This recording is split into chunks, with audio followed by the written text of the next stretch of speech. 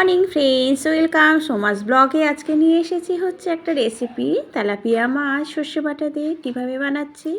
আপনাদের অনুরোধ রইল পুরো ভিডিওটা দেখার জন্য। যদি ভালো লাগে অবশ্যই কমেন্ট করবেন এবং বেল আইকনটা একটু প্রেস করবেন। তেলাপিয়া মাছগুলো নুন হলুদ মাখিয়ে ভালো করে ভেজে নেব।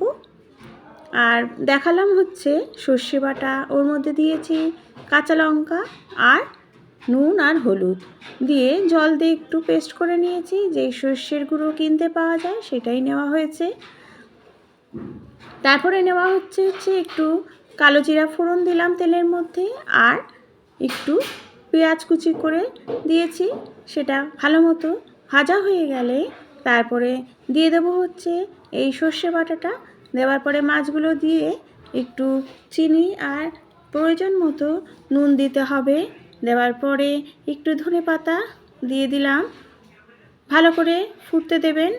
ভালো করে ফোটার পরে একটুখানি সর্ষের তেল দিয়ে রেডি হয়ে যাবে সর্ষে বাটা দিয়ে তেলাপিয়া মাছ।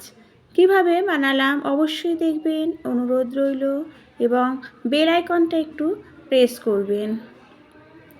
কেমন লাগছে আমার ভিডিও রেসিপিগুলো? যদি ভালো লাগে শেয়ার করবেন। Thank you.